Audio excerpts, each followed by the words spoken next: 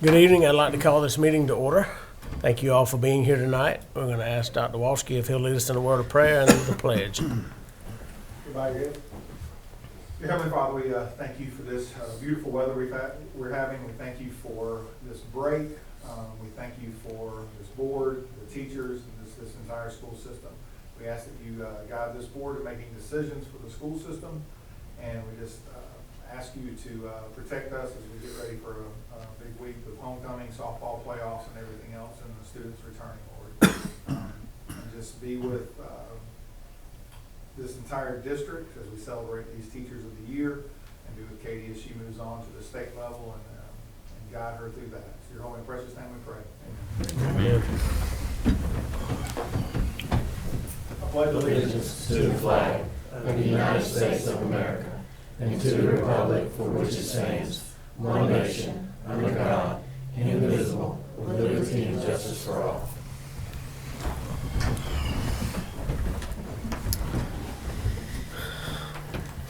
All right, we have our consent items, which consist of our agenda, the fundraiser for FCA, a fundraiser for PBIS team, the minutes of the September 9th meeting and the October 3rd meeting, and the policy for revision, IFBG Internet Acceptable Use. Do I have any questions about the consent items? If not, I'll entertain a motion to accept those. I'll make a motion we accept them. Make a motion by Mr. Mattis, second by Mr. Mongery. All in favor? Thank you. We have no public participation, No, sir. I'm assuming. So we'll move right on to the recognition of the Teachers of the Year. So, how far is she?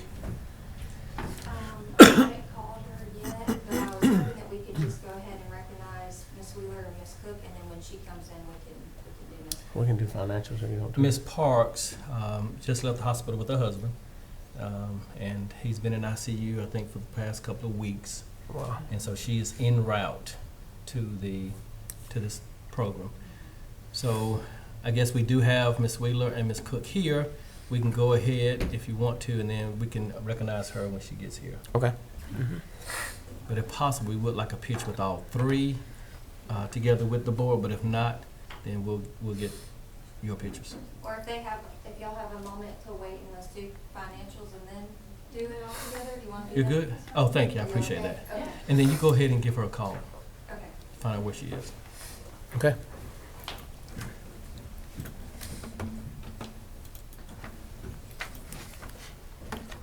Go ahead.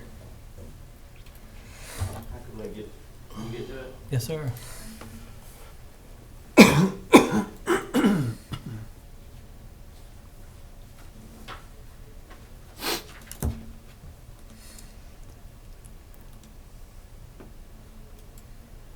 try to It's open up it. there, top right. Let's see it.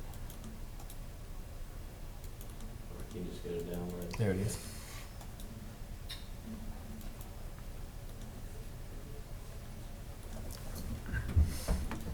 All right, so our financials tonight are through the end of August, and then, of course, our bond and splosh through the end of September.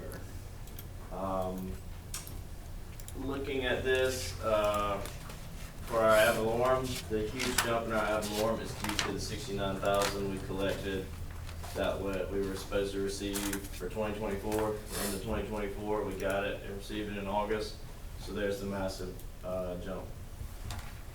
Not much in our intangibles. I think we collected 3 months. The county caught up a month, is why it's a little higher. Ad valorem is growing. Miss Linda Lewis made a joke that everybody and their mother must be buying vehicles because we are over budget now, and September and October are even bigger. So that's a nice surprise. Our local, that's just our interest. I picked up a lot of this interest at June 30th. That's why you see the lower amount there. But I think we just brought in about $40,000 in interest in August. Our QBE is up about $80,000 per month versus where we were last year in August versus this year. A lot of that is due to our FTE and the way we are classifying our students.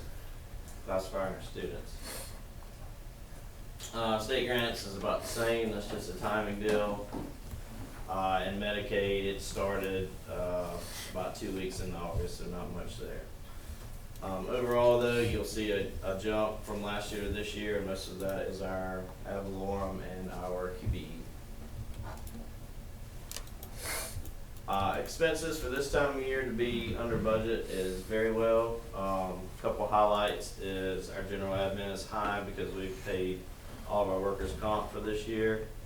And our sports service is high because we paid our YAS software payment at the beginning of the year as well.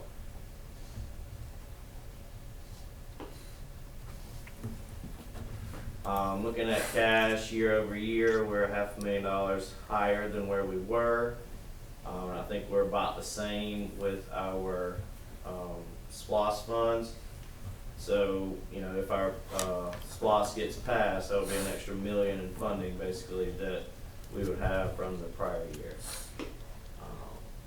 Not much else. Our assets are up, but that's obviously up with cash.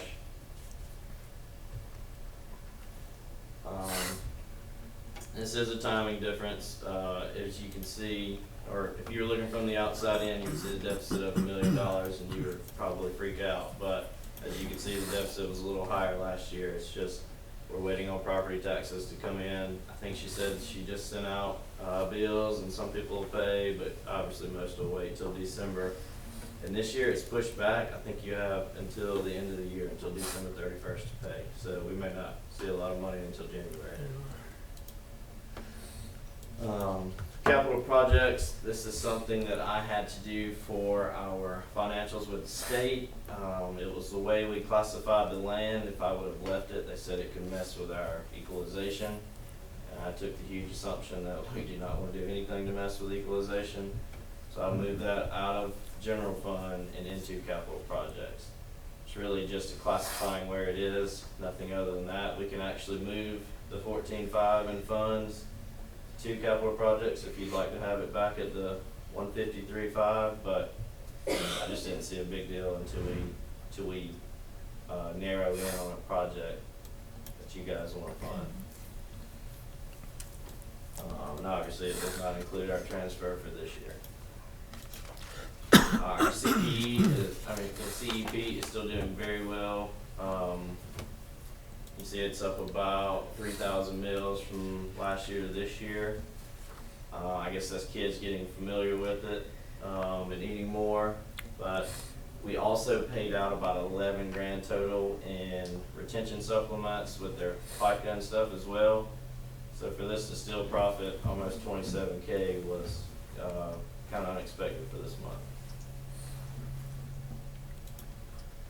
So our bond summary, didn't bring in a lot of bond, but we did get a lot of interest due to there being 1.4 million in the account. And it is a lot higher than we were in bond in the prior year, but that's because we paid our bond payments out of SPOS instead of bond. So you'll see the reverse on the SPOS. Our SPOS was down for September. I think you just factor that in with families ending their vacations and kids going back to school. It probably takes people away from the park. I don't think there's any cause for concern there, as you see the past 6 months and past 12 months at the bottom are still well above 100,000. And if we look at the trend line for September, we still see it going up for September. Our from the SPOS previous is years. still growing, and from what we gathered in our training the other day, it looks like this SPOS will go at least through September of 27, but it could potentially go through December. I'm leaning more towards September because I could just still see another big boost of 115, 120K a month. You know, we get 5 or 6 months of that, we're going to run out pretty quickly. But we should have this SPOS for at least 12 more payments. Here's our prior SPOS that stays in. So you can see here we paid the 305K of payments on September 30th. So that is the difference here in our prior SPOS versus this SPOS. But as you can tell in this summary of the total, we were at almost 1.5 last year, and we're almost at 2 million this year. So we're roughly 450K ahead of where we were. We have already made that $300,000 payment, and we have enough funds to cover our bond and interest and principal payment due on April 1st, and then we still have another 550. So we're sitting on these funds. I know we talked with Raymond James, and they have mentioned that we can pay some down, but they want to work it out and make sure we save the most in interest and stuff like that. So we'll get with them probably after the first of the year, after we started collecting our bond payments too, and we may reduce our massive bond account.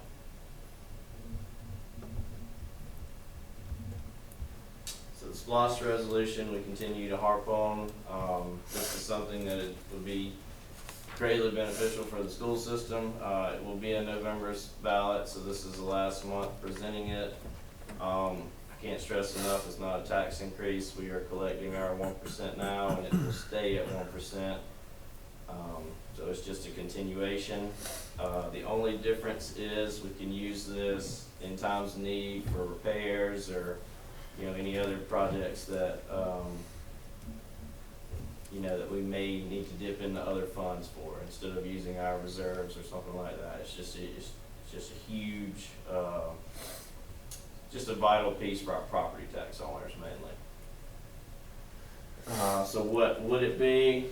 You know, it allows us to use excess funds, which I just showed we're sitting on about 2 million of excess funds. It allows us to use those for other needs for our facilities.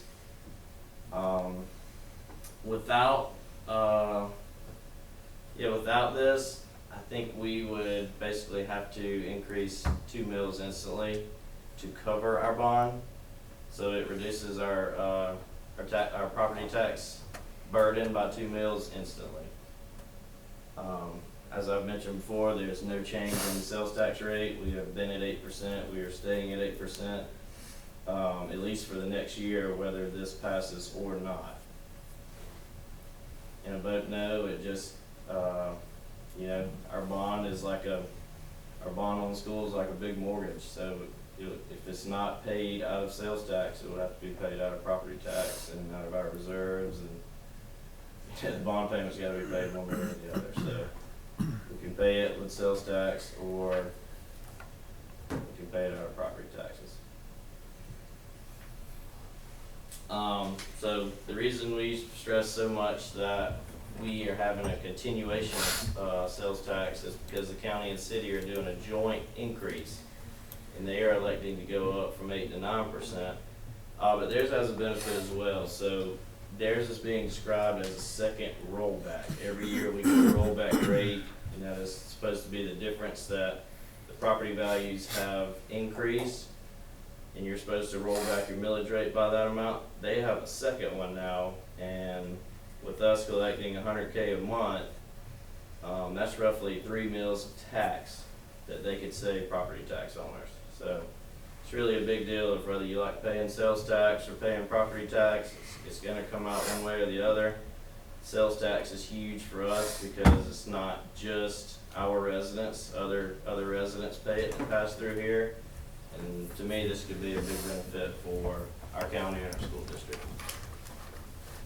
And here is both ballots. Ours has a lot of legal language in it, but it basically says that, you know, we have the freedom of doing other things with SPLOST funds, and the city and counties is very simple, but it is a 1% increase, a 1% tax over the next 5 years. I know we kind of, I don't know if this matters or not, that second line, it says period not, is there supposed to be a space in there? I don't want to be disqualified for anything. I think We fixed it. Okay. I called the Board of Elections and it's been fixed. Okay, all right. I kind of thought I looked through the rest of it, but we do not want to be disqualified for something a little simple Yes, thing. sir. Okay. Yeah, this was the sample that she sent back, and the other one she sent was very narrow and long, and it wouldn't have fit on this PowerPoint, so I just left this one. Okay. Good. That's all I have for tonight. Any questions? Do you remember what the language says on the new tax bill? Because you may get some questions. Because we opted out of House Bill 581, and because of that, legislators have added some language onto the tax bill that says the Board of Education, by opting out, and it mentions something about the taxpayers. I know it has our phone number, Yeah. the board phone number, I'm not sure what. Do you have that else. sample? I guess we can get that for us. I can get it. Okay. don't have But I it. want you to know that there's, that's out there, that they can call the Board of Education or you guys inquiring about us opting out of House Bill 581 and not saving the taxpayers through the exemptions that was proposed. And we knew that that was coming. That's just part of the language that they were upset that we opted out. But looking back, we made the right decision because we were able to roll back the millage rate for our taxpayers Right. because of opting out. I do have one question. Back on the page about the workers' comp, can we look at that paid a year in advance? I'm just curious why you have to, is it ahead or after? So, you may be right, it could be after, I don't wanna speak 100% on that, but, when our payment came due this year, they said, do you wanna pay it up front or pay it, in installments? Right. And I chose the installments, well, the installments was 50% in July, 25% in August, 25% in September. So I'm not really sure why they gave us that, why that option, but that's the only options we have. We can't really pay it monthly. It was either one payment or 3 payments. So it's, okay. I mean, I thought if we paid it ahead, we wouldn't get a finance charge or something versus splitting the payments up. No, sir, there were no finance charges on it. Okay. Charges on it. Is it like, is that it, $422,000? That's a big No, chunk. that's our actual budget. So we've only spent 103, but our workers' comp is probably Where is it? 40 to 50 out of that. Okay, So the 422 is our budget. Okay. 422,878 is our budget for the whole year. okay, yeah, 123. 123, yes, sir. Oh, Usually it's paid after the fact, and the reason I say that is because I'm always fussed because you pay it and you know nothing's gonna happen because that time period's gone. yeah. Yeah, I just wanna make sure that And we, you're still having to pay it, so. Yeah. You're not paying any finance charges or anything on Yeah. that. and then, and having to put a big chunk of money out at one time when you don't have to. It's like the same with our YAS payment. We didn't have any other option to pay it I was quarterly curious. or anything. It was He's Yeah. what, 30 something, 30 something, 42. 42? Yeah, pretty good chunk. And that's just our deal, which is why we have this deficit. We pay so much stuff in July, August, and September that Yeah, you have to just kind of hang on until December, January to catch up. But okay. any other financial questions? All right, do you wanna move on to bus driver routes, or you? Dr. Stein?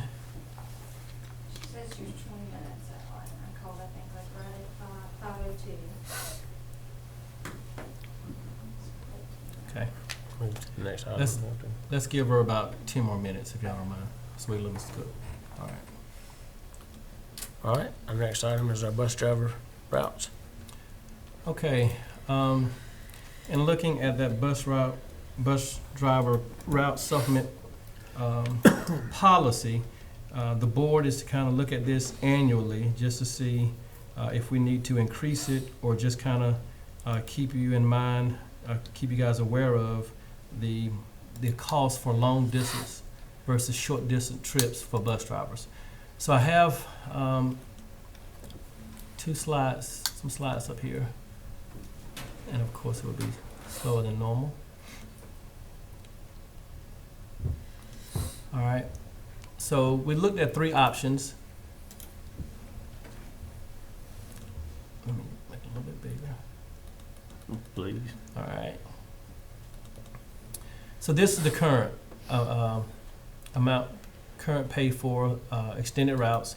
So level 2 is between, I want to say 25 and 50, and then it goes up from there. I'll pull that slide up in a minute. Oh, Level Tier 1 is 1 to 25 miles. Tier 2, Level 2 is 26 to 50 miles.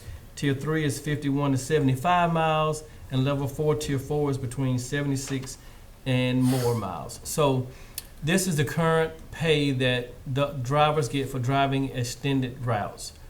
And it costs the district right now $13,000 in extended routes. So for example, the route to Broad River is one of our longest routes. So Level 4, we have 5 drivers that do the longest routes, 12 at Level 3, and then 2 at Level 1 and 2 at Level 2. So these 2 drivers may drive less than 10 miles. So they're done in 15, 20 minutes, 30 minutes at the most. So they don't get the increases for the extended routes. So what we're proposing is adding in some additional pay for these drivers, and have another slide. This just shows the years since they had an increase in the mileage supplement. So in FY26, they had an increase of 16. 16, FY16, and then a small increase in 17, and it's been the same from 18 to 26. So we would just like to increase that amount. And so a driver who drives, who's up at 5:30 in the morning and sometimes getting off at 5:30, they are only for the month getting less than $50 more than the driver who's back in and probably back at home by the time they're still on the road. So we just felt like maybe it's better to increase the pay for these people so that actually we can retain and recruit more drivers, especially for these long routes. There was some discussion about would this cause any controversy among drivers, and it doesn't, because those who drive long distance routes, they cannot drive for field trips because they're still on the routes. So those who have the shorter routes, those are the ones who drive for field trips, and it can kind of balance out. So now this will make the playing field level with those who drive longer routes. So here's my recommendation, that we just move the current mileage-based route supplements for bus drivers by 1.5 times. And of course, that's just going to help with our recruitment and retention of our drivers. And it only costs the district $6,700 more by going from the current rate to option number 1. So that Level 4 driver who drives over 75 miles a day, they'll go from $1,112.60 to $1,668.90. And this is for the year. So this is a yearly total. Yes, year. So on average, that's about $139 a month that they would see if we vote to increase this.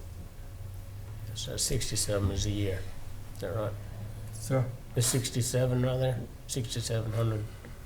That's the increase. Right. So right now we're paying the $13,474 with FICA, and then the total with the 1.5 will be $20,000. So an increase of $6,000, $20,000 from the $13,000. The budget increase is $6,700. Yeah.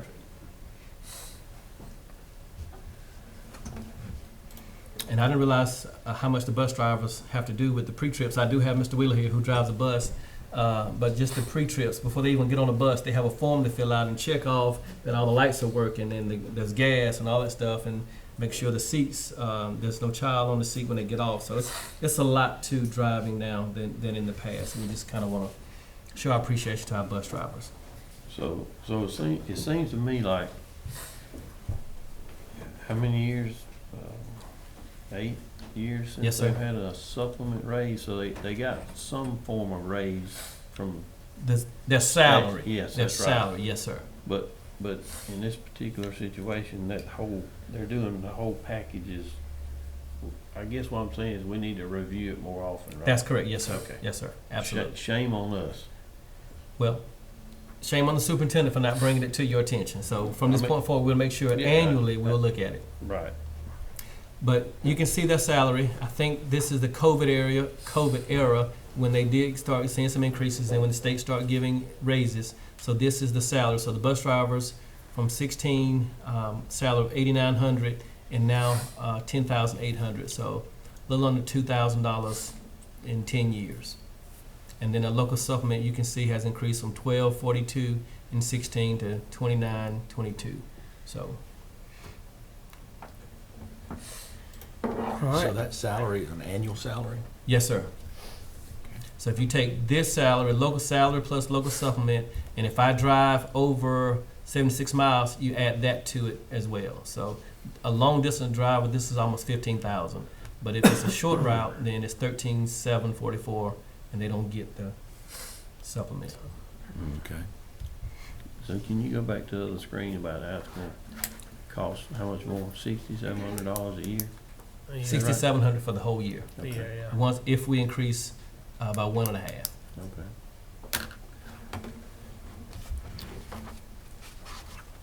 Any other questions about the superintendent's recommendation? If not, I'll entertain a I'll make motion. motion, approve as presented. Motion by Mr. Heitman, second by Ms. Daniel. All in favor? Thank you. All right, Thank you. we'll go back to Teacher of the Year. Yes, sir. All right, we'll go back and do our Teacher of the Year recognition at this point.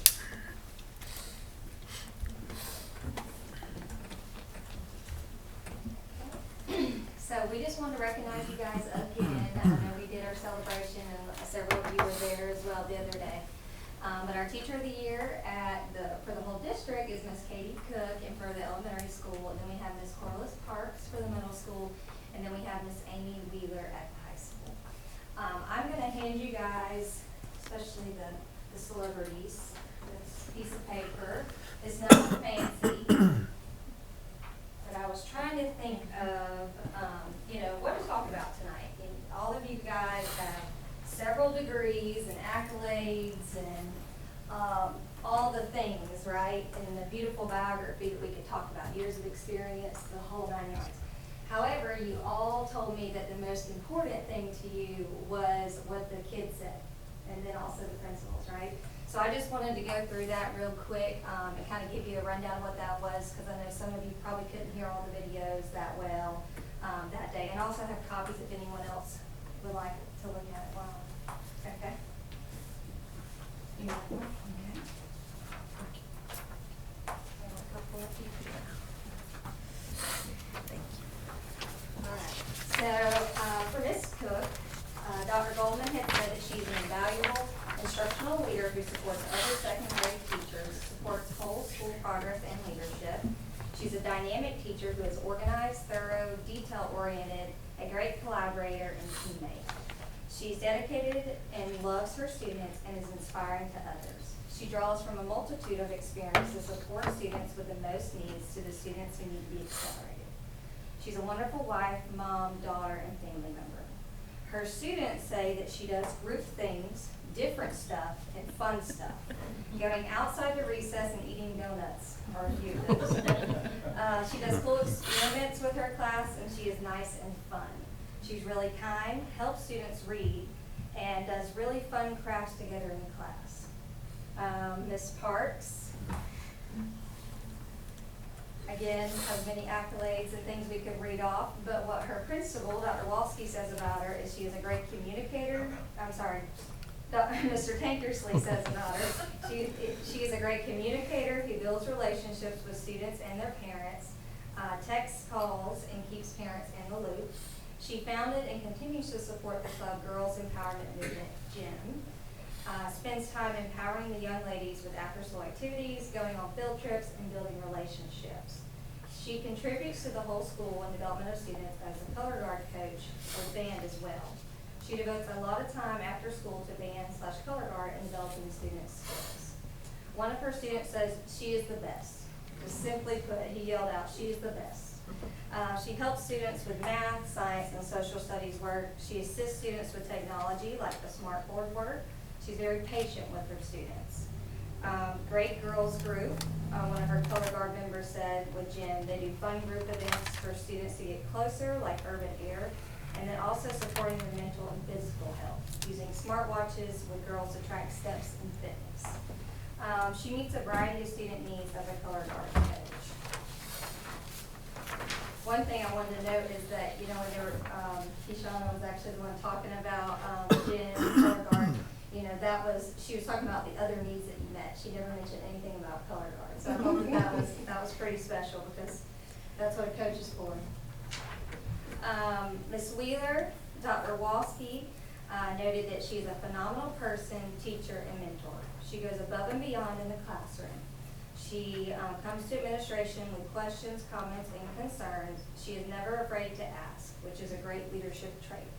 Most importantly, she tries to reach students' lives outside of the classroom as a leading member of FCA and talks to students about Jesus. These in quotes from Dr. Walski. I think that is the most impactful thing she does for these students. She lets them see Jesus at work in her life, and she always tries to get him to work in their lives too. Her students note that she is a great teacher because she's very laid back, chill, and has fun with her students, and she pushes you to be the best you can be in her classroom. She will help you with anything, in school or out of school.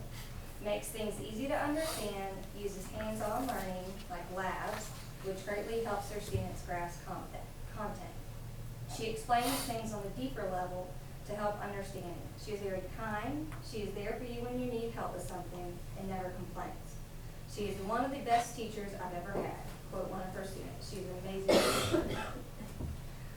So I did want to also note, I know that you guys were told this by Dr. Gumby, but this selection process, we do have 3 outside observers come in. And let me tell you, we were sitting down at this table right here, and all I was doing was providing the El Saburo, and they had a very hard time. They were like, Cassie, I mean, they are all so good. And I said, yeah, that's kind of the expectation in this district. So it was a very hard decision. There's both qualitative and quantitative data that goes into that decision making. And each of you are very special. We're extremely proud of you, Ms. Cook, for being our overall winner. And I just can't thank you enough for all that you do. It speaks volumes to all 3 of you that, you know, this was the most important thing, is that you didn't care about the accolade or the achievement, but you wanted to know what the kids and, you know, how you're impacting lives. But in the end of the day, they don't really care what you taught them with academics. I know I don't talk about that from my school. It's the people that made the impact. So, thank you.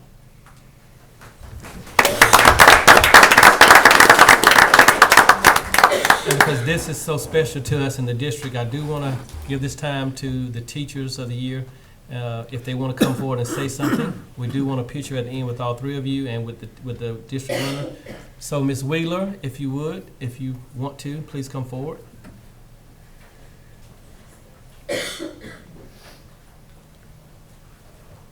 I'm just grateful. Thank you so much for this opportunity. Thank you, Dr. Gumby, because I know you're a big part of this too. Thank you. Thank you so much, y'all.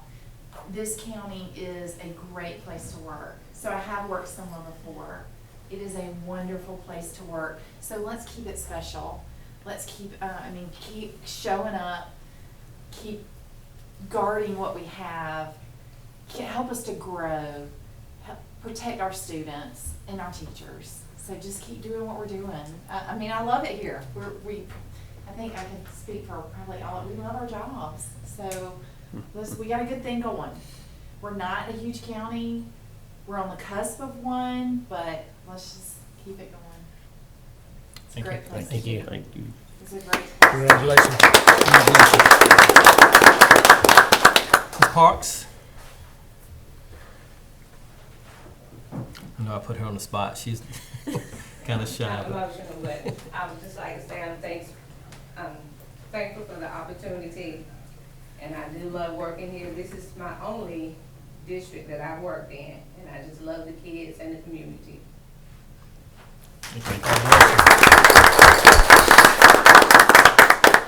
And our 2026 Teacher of the Year, Ms. Katie Cook.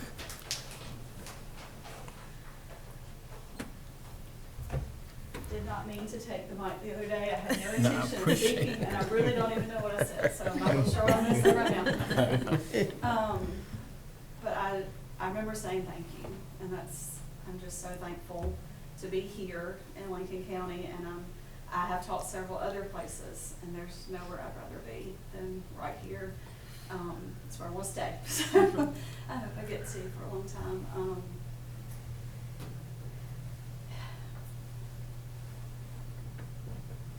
Y'all have seen my family through some hard things over the last 2 years.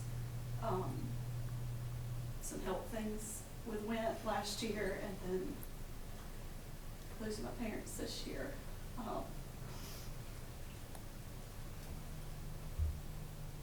And I have a great support system in my family and friends from other places I've taught, you know, but the love and the support that I got here over these last 2 months have just meant so much.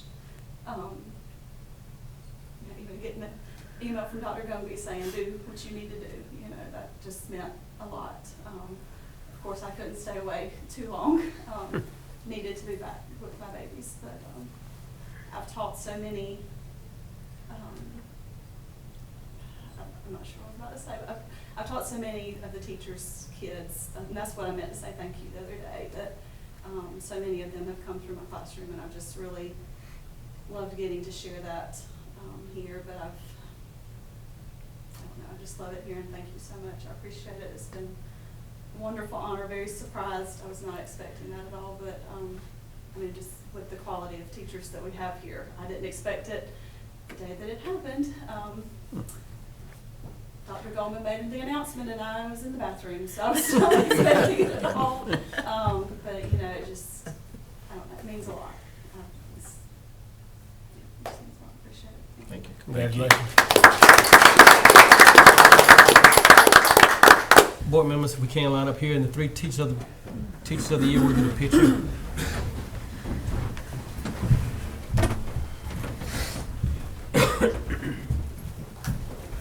You want me to get in the back?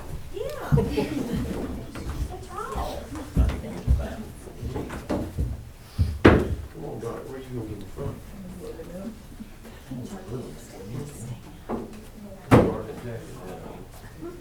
Can you see everybody? Should be able to. All right, keep close, act like you love each other. 1, 2, 3. Mr. Monroe, you're. There you go, find the hole. All right, 1, 2, 3.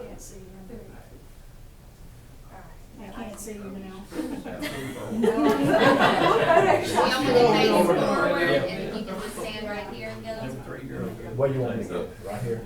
See, I can't cover Jimmy. You're not gonna cover me. You would go that one way or the other, David. Mr. Murphy, come this way. Chris, On this end right Chris, go up, yeah, right, that's it.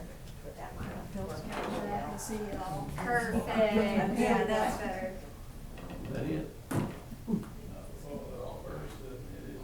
One more. Okay.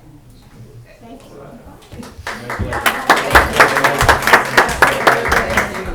770-712-52.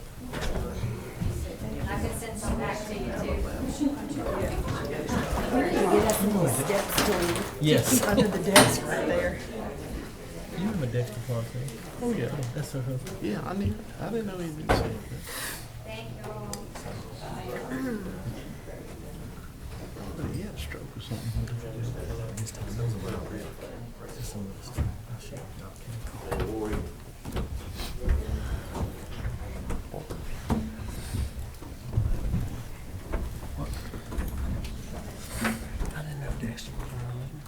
That's what you shared with Wells. Timber tax.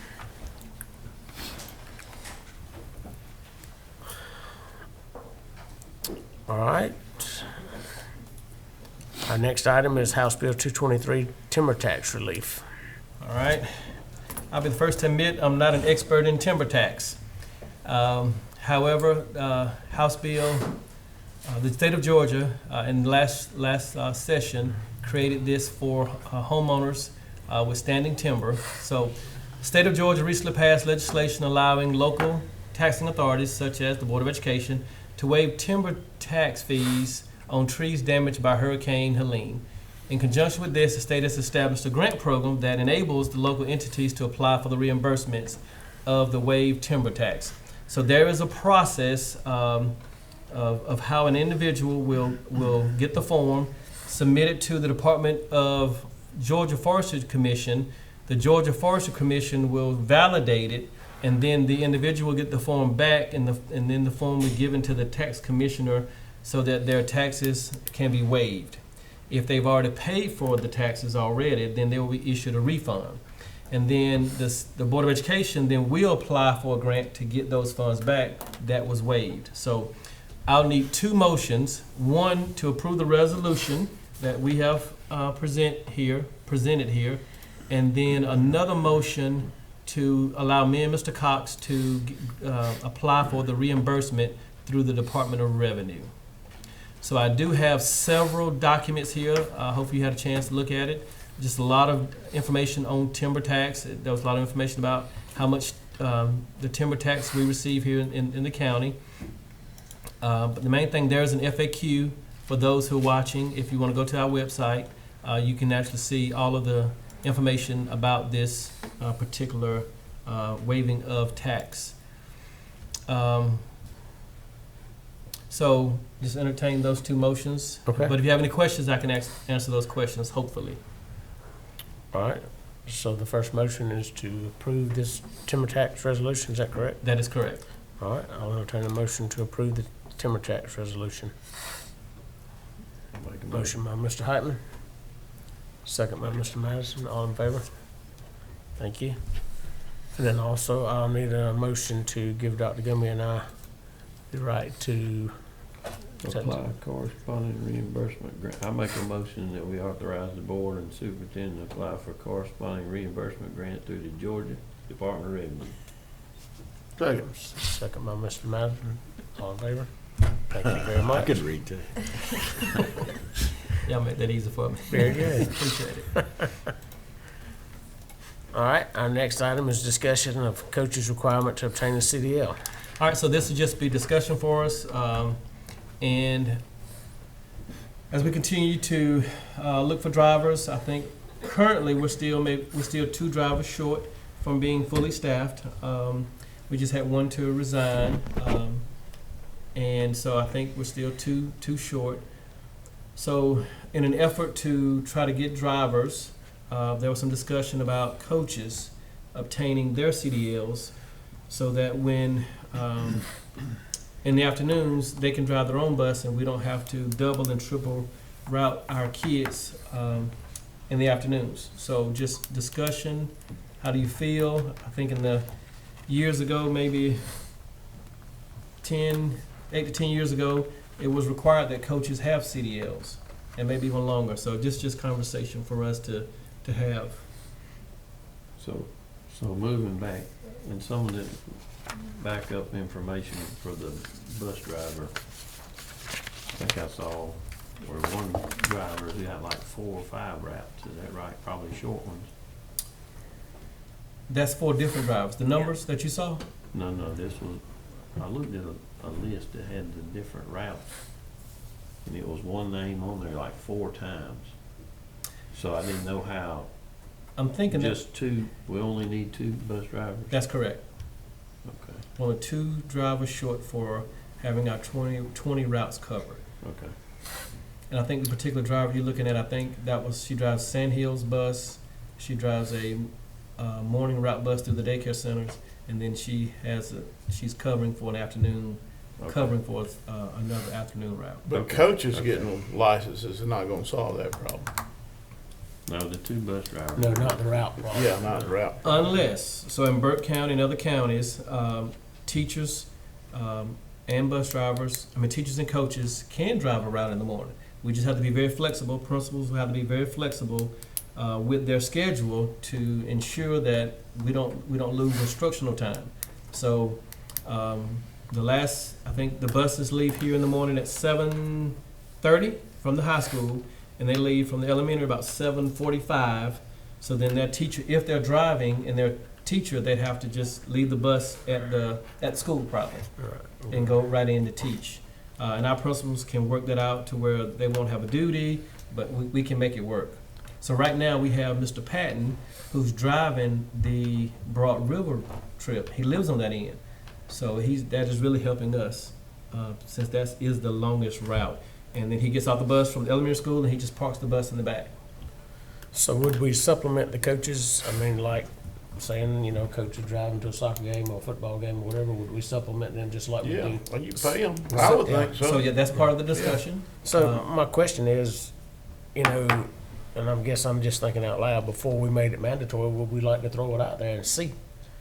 Do we have coaches that's interested in doing this? And I know from personal experience that getting a CDL now is not like you used to get a CDL. That's my question. Is the CDL for a bus driver the same as a trucker?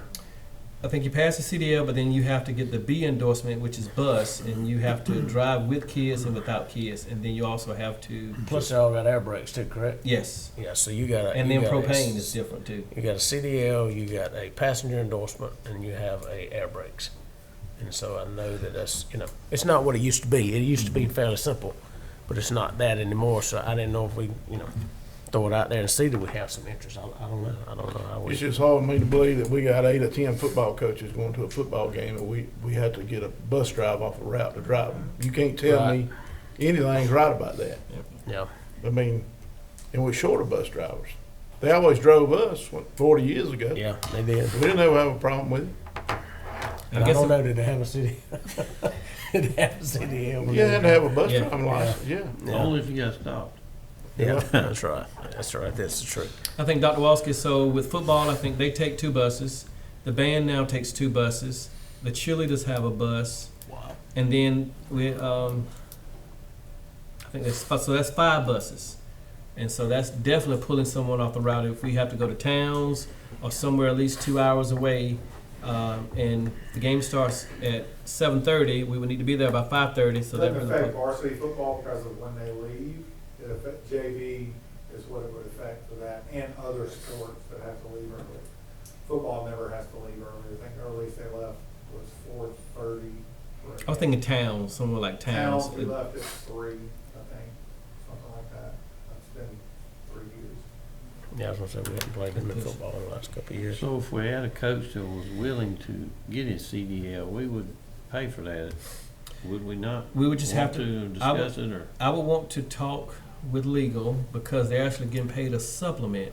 But you can say they're getting a supplement to coach and not to drive, but all of that is at the same time. You're saying while pay he's for on the them bus, No, to I'm get saying to take the test and to to take get the the test and be license. trained, Pay for the trained, licensure. Pay for the license. training in the test. yeah. So we haven't done that in the past. Now For the drivers we have. you're saying. I mean, if it was a current coach, or if there's one willing to do it, if they were hired. I know the training would have to come after hours, especially with Mr. Scott and Ms. Dornberg, because they have to train them, and they would actually have to ride with kids. So before they get the license. Who does, I mean, is there somebody, Thompson or something, where do they do the license at? Thompson. Thompson. But then everything local is with Mr. Scott and Ms. Dornberg. That's where they ju- that's drive just with the kids. training and train- process. Yes, sir. But the CDL is at the Comes from DMV. That's correct. Yes, sir. DMV, yeah. See, I may make everybody mad, but paras need more money. I would say every parapro we hire, So go get a bus driving license. You make more money. we've discussed this. I've discussed with the principals, and we did have 2 parapros who thought about it, but we needed monitors at the time for 2 buses, so they chose to be a monitor instead of a bus driver. And I guess you can understand why I'm not having the responsibility of driving the kids and going through the training, and so there was some interest with paras wanting to drive. So has it been discussed with coaches? It has not in full. I think we just kind of been talking about it as leaders in the district. And so that's why we're here tonight to just Right. start the discussion so we can kind of know the direction that this board would like us to go in. So for me, it's a problem. The driver's a problem, and we really, if y'all think outside the box and you find somebody that's a driver, that's what we need. It doesn't have to be a coach. It could be Dylan, As a coach who drove, I'll whoever. tell you the negatives of that is after you teach all day, you're at that game all night, and you're getting back, you've been teaching, you've been in school since 7 o'clock in the morning, you're not getting home until almost midnight, driving a bus. Sometimes that's not the best thing in the world. And then there are other times it's okay, but when you're going long trips and going anything where you're gonna be back late, that's an 18-hour day for a lot of people. And the remedy for that is maybe if football season is over, then you have the football coaches who can drive.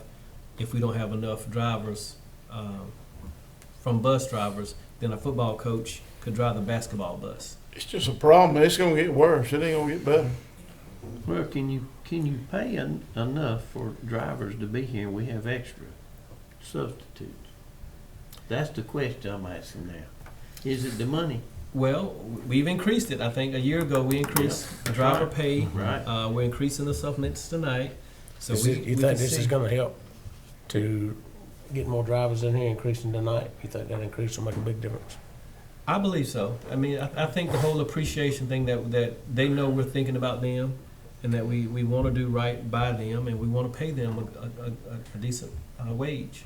But it takes a certain person to drive a bus. I mean, they're scared. They're not gonna make a living driving a bus, so Right. you gotta find somebody that's, I mean, like Chris Heitman, he don't do that in the morning, so he could qualify. Exactly. I'm thinking you And the same you're way. absolutely right, because I mean, you're looking at, that time It's frame gonna in the kill the morning, day. Yeah. early in the morning till, 8 o'clock, and then you got the rest of the day, and then they come back at what, 2:30? 2 o'clock? Line get up on at the bus? 2:30. And then they go from there till the afternoon route. So, I mean, you gotta be very flexible to be a bus driver. Yep. And that's why, and we have good bus drivers now, so that's why we definitely want to retain those. Right. Again, this appreciation, I mean, what you've done tonight shows them that you appreciate what they do. And things are different driving the bus now. It is very different. Mhm. I mean, and, I guess my thoughts is that, do we throw it out there to some coaches and say, hey, here's the opportunity to, you're going to the game anyway, drive the bus and make some money while you're doing it. I mean, and just see what kind of feedback we get. Is it, do we have some coaches interested or not? Or, And if it's a real far trip, I imagine we're gonna get a chartered bus and nobody's gonna drive. yeah, that's right. If you, We actually have a leadership meeting tomorrow, so we will discuss that and we'll get the word out to the district.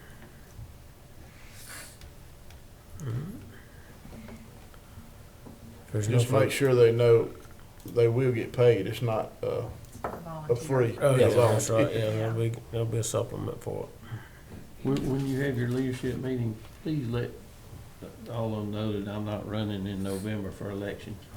They're right here. Yeah, I'm not running in Everybody on the leadership November. team I'm is not right running next month. I was trying to, at the teacher appreciation, I want everybody to know that they need to be spoke to about going to vote. We had someone ask in the crowd, was I running for re-election in November? That's why I said something. Your name's on the ballot. I saw Yeah, it. y'all gotta communicate. I think that's why I had to have a meeting with the middle school this morning, because I think we're gonna wait till next week, but we decided to move it up just for that reason, just to make sure everyone had an opportunity to understand the SPLOST, the pros and cons. Yes, sir. Thank you. Yes, sir. All right, our next item is policies for revision. Okay. This is professional personnel separation, and this was the old policy that's you see here in yellow. And we just wanted to expand this to so it include what a person can be terminated for. And then it just talks about if they're terminated or suspended, they have a right to a notice and hearing. And then also the superintendent has the power to say, hey, you're suspended for a couple of days until we get more information. And that was not in our original policy, and we just felt like that needed to be there. Now, that is included in the Fair Dismissal Act. However, we just want to spell it out inside of our policy. All of these recommendations have been viewed and approved by our legal counsel, right? Yes, so we actually, Corey will send updates. We also receive updates from the Georgia School Board Association of all policies that are being updated and need changing throughout the year. Okay, thank you. And I share with Dr. Cunningham all the time that I'll probably look at 20 or 30 different school sites just to look at their policies and see how they differ from ours. So again, this is just for revision. So after we mark it up, it sits for another 30 days, and then hopefully we can have it approved at the next board meeting. Visitors to school, again, we marked this one up as well. This was the old language, and you've seen this. And it just makes sure that people know and understand our policies, and you must enter the main office. We've had in the high school, just years ago, and that if someone was at the middle school and came to the middle school office, and they could walk down to the high school, but visitors must report at the main office at the particular school. Just having a policy explaining that is gonna just help our administration out. Loitering, you can't be on campus. If you go to the high school for something, you just can't hang out in the building. So again, no loitering after you've done your business. And then of course, no weapons, alcohol, drugs, and those things on school property. So if you're a visitor to school, this is the policy. And RISA, this policy talked about border controls. So monthly, all the superintendents, the presidents of colleges, and the regional library president, we meet once a month to handle business. And this policy listed all of those members and all the functions and duties. That's not the intent of this policy. It's just talking about the Regional Education Services Agencies, RESA, Regional Educational Service Agencies. And so when we change the policy, it is just what are we expecting out of RESA, and that's just shared resources. They provide professional learning, they provide a lot of things for us, and then if the state does not give them money, then we're saying then we won't be able to agree to their services and pay them.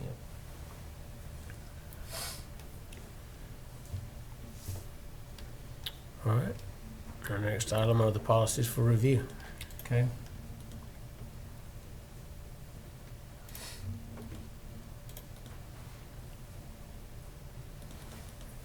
This policy is fine as written. So this is what we kind of talked about earlier about the 1.5 hours and 15 minutes afternoon, the extended routes.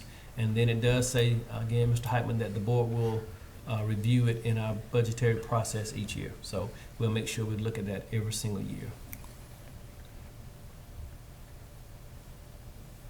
Questions on that policy?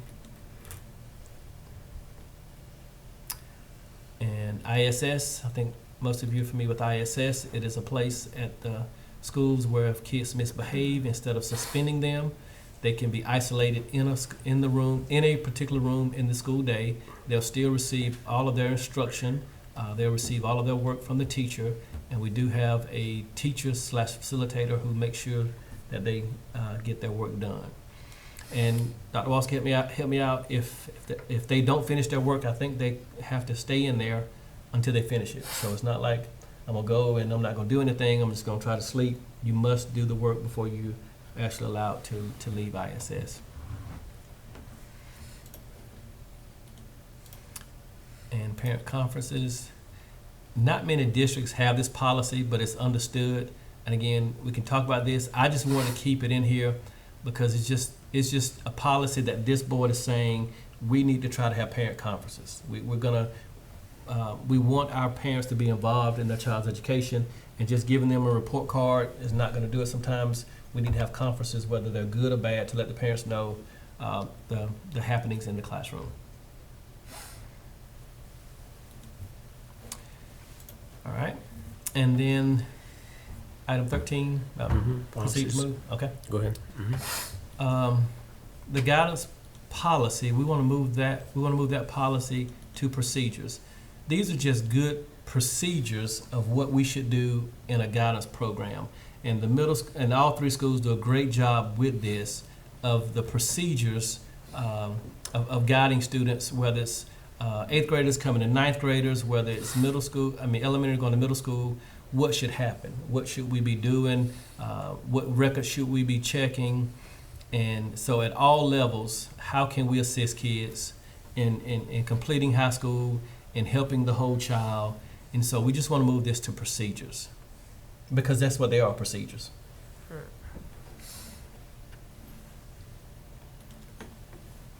All right, if there are no questions, we'll move to the superintendent's report. All right. The high school received the National Beta School of Merit, and the School of Merit is earned when we recognize deserving kids in all grades in the school. So at the high school, they recognize kids grades 9 through 12. So congratulations to the high school, and you have your banner displayed. Yes, sir. Roger Walker.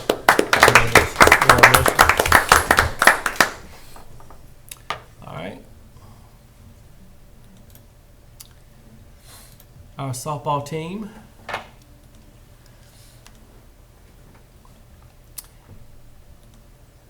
Our softball team played Pelham City, and we actually, that's located Mitchell. in Southwest. Mitchell County. Yeah.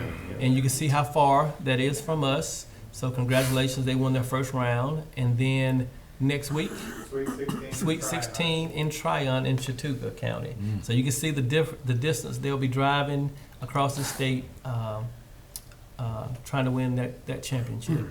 And I'll let you see the bracket as well. They won big yesterday. Yeah, they won big. Yes, sir. They won both games down in Pelham. So here we are. We will face Tryon in the Sweet 16. Tryon is the number 1 seed from Region 7. So we'll face them next week. And then hopefully on to the Elite 8. So congratulations. What seed were we? We were a We're 3 seed. out of our region. 3 seed out of Region 8. Is Tryon 2 out of 3 also? Yes, sir. Each one of them is 2 out of 3? So Monday, 2 games, and then a what-if games on Tuesday. Yeah. Very good. Congratulations. All right. Keep on rolling. No other questions here. I need a motion to go to executive session. Make a motion to go to Mr. Mongoose, second. I'd like to call this meeting back to order, and I need a motion to adjourn. Have a motion by Mr. Madison, second by Mr. Mongoose. Thank you all very much.